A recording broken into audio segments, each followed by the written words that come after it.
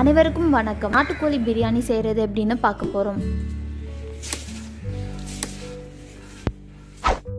நாட்டுக்கோழி பிரியாணி செய்கிறதுக்கு தேவையான பொருட்கள்: நாட்டுக்கோழி 1.5 கிலோ, பாஸ்மதி ரைஸ் 1.5 கிலோ, தக்காளி 6, வெங்காயம் 6, இஞ்சி பூண்டு paste 10 spoon, biryani masala 5 spoon, மிளகாய் பொடி 4 ஸ்பூன், தயிர் 5 ஸ்பூன், புதினா 1 கட்டு, மல்லித்தலை 1 கட்டு, நெய் 50 ml,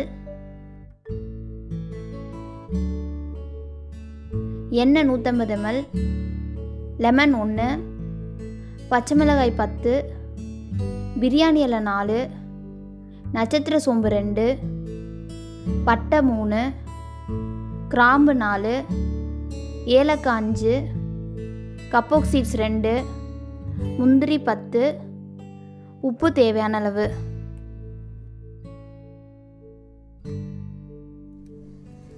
சிக்கனை நல்லா சுத்தம் பண்ணி எடுத்துக்கோங்க. இந்த மாதிரி சிக்கனை கொஞ்சம் பெரிய பெரிய பீஸாக கட் பண்ணிக்கணும். இதில் மஞ்சத்தூள் 1/4 ஸ்பூன், 1 ஸ்பூன் உப்பு போட்டுட்டு 1 கப் தண்ணி ஊற்றிக்கோங்க.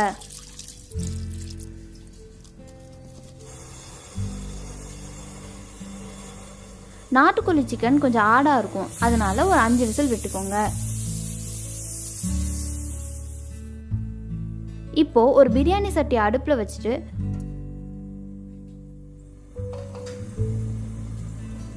$150 ml எண்ணெய் எடுத்துக்கிட்ட 50 ml பாதி நெய்யையும் ஊற்றிக்கோங்க. எண்ணெய் சூடானதும் பிரியாணி இலை 4, நட்சத்திர சோம்பு 2, பட்டை 3, கிராம்பு 4, ஏலக்காய் 5, கப்போக் சீட்ஸ் 2 இது எல்லாத்தையும் சேர்த்துக்கோங்க. வெட்டி வச்சிருக்க 6 வெங்காயத்தை சேர்த்துக்கிட்டு அதோட 10 பச்சை மிளகாவையும் ஆட் பண்ணிட்டு நல்லா வதக்கிக்கோங்க.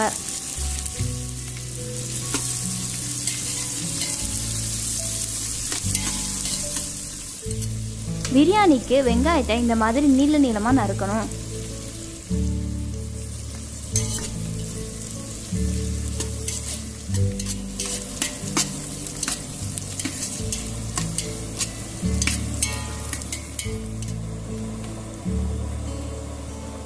வெங்காயம் நல்லா வதங்கி இந்த மாதிரி பொன்னிறமாக வரணும். அப்போ தான் பிரியாணி நல்லா டேஸ்ட்டாக இருக்கும்.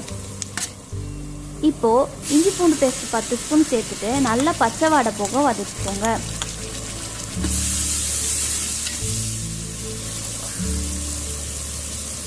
இதோட நறுக்குன 6 தக்காளி ஆட் பண்ணிவிட்டு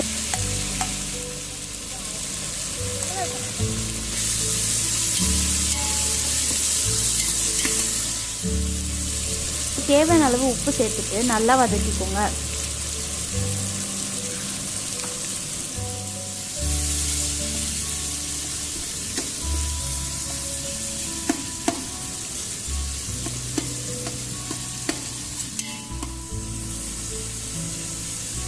இப்போ தக்காளி நல்லா வதங்கிடுச்சு. இதில் 1 கட்டு புதினா,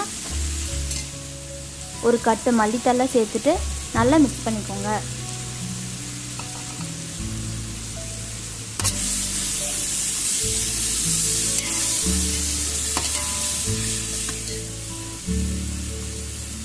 இதில் 10 முந்திரி,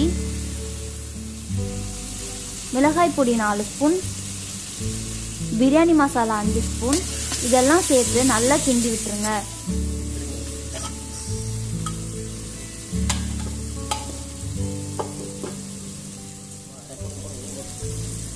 வேக வச்சிருக்க சிக்கனை இப்போ நம்ம இதில் சேர்த்துட்டு நல்லா மிக்ஸ் பண்ணி விட்டுறலாம்.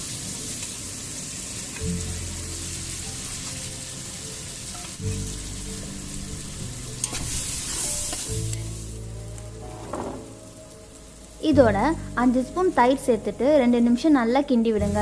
ஏன்னா மசாலா சிக்கனில் நல்லா சாரணும்.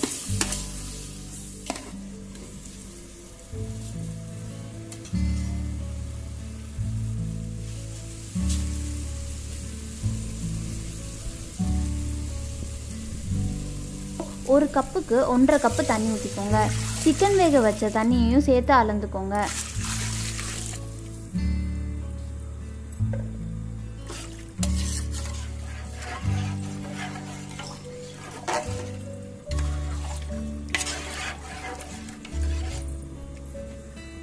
ஒரு லெமனை புழிஞ்சு விட்டுட்டு இப்போ ஒரு தட்டு போட்டு மூடிடுங்க.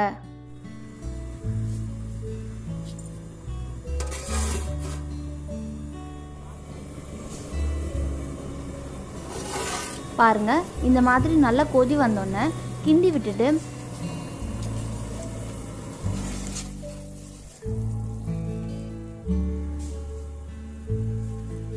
1.5 கிலோ பிரியாணி அரிசியை சேர்த்துக்கோங்க. 10 நிமிஷம் முன்னாடியே அரிசியை கழுவிட்டு தண்ணியை வடிச்சிட்டு வச்சாலே போதும், ஊற வைக்கணும்னு அவசியம் இல்லை.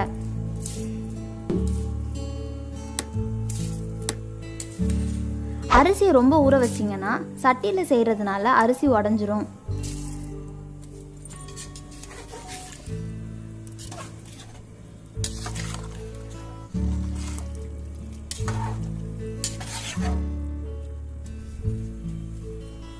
இப்போ சட்டியை மூடிடுங்க.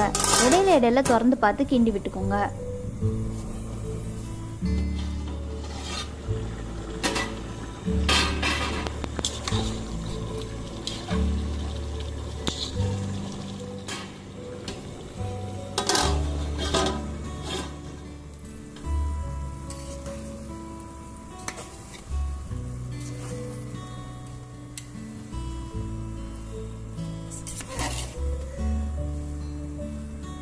இப்போ பாருங்கள், கொஞ்சம் அரிசி பதமாக இருக்குது.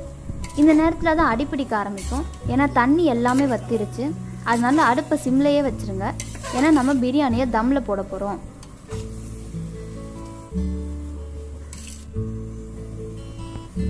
தம்மில் போட முன்னாடி இந்த ஸ்டேஜில் மிச்சம் இருக்க நெய்யை சேர்த்துக்கோங்க. இந்த நேரத்தில் நெய் சேர்க்கறதுனால அடிப்பிடிக்காது, பிரியாணியும் பொழு பொழுப்பாக இருக்கும்.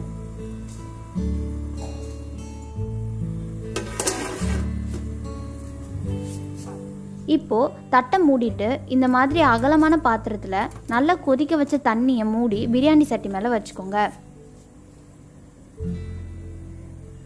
விறகடுப்பாக இருந்தால் நம்ம நெருப்பை மேலே அள்ளி போட்டு தம் போடலாம். நாங்கள் ஸ்டவ்வில் பண்ணுறதுனால வெந்நீரை யூஸ் பண்ணியிருக்கோம். பிரியாணிக்கு மூடுற தட்டு சரியான சைஸில் இருக்கணும். கேப் இருந்தால் உள்ளே இருக்க ஆவி வெளியில் போயிடும்.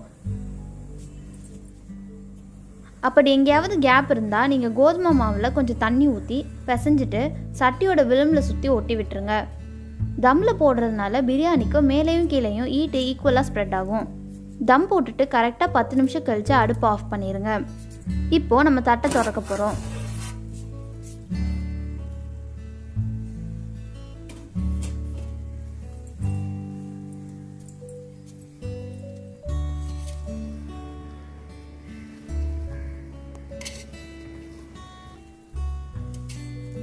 பாருங்க, சாதம் ஒன்னோடு ஒன்று ஒட்டாமல் நல்லா பொழு பொழுன்னு வந்துருச்சு.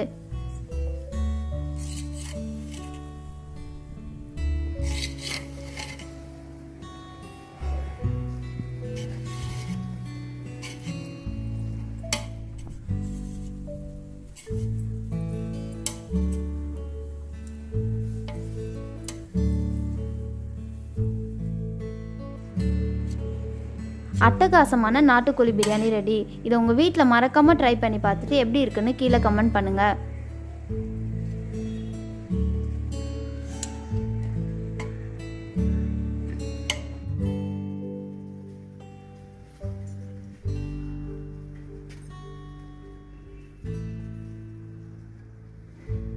இந்த வீடியோ உங்களுக்கு பிடிச்சிருந்தா லைக், ஷேர் அண்ட் சப்ஸ்கிரைப் பண்ணிடுங்க.